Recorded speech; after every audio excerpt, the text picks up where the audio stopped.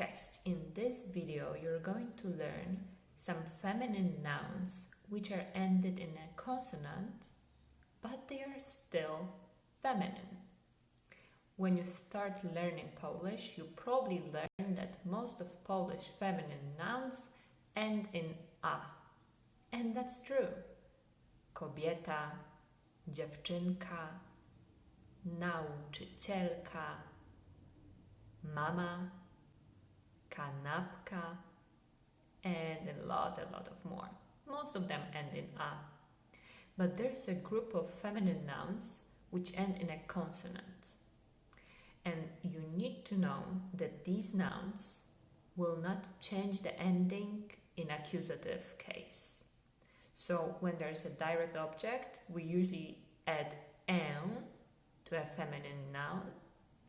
But with these words, you don't change anything.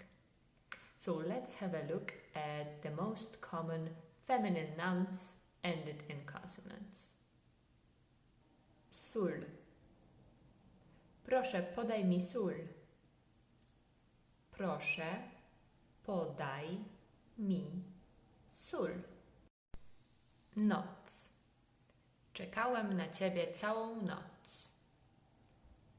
Czekałem na ciebie całą noc.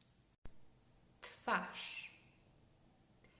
Ten aktor ma interesującą twarz. Ten aktor ma interesującą twarz. Krew. Kiedy widzę krew, jest mi niedobrze. Kiedy widzę krew, jest mi niedobrze. Myśl. Przyszło mi na myśl, żeby zacząć uczyć się polskiego. Przyszło mi na myśl, żeby zacząć uczyć się polskiego. Mysz. Kiedy widzę mysz, uciekam.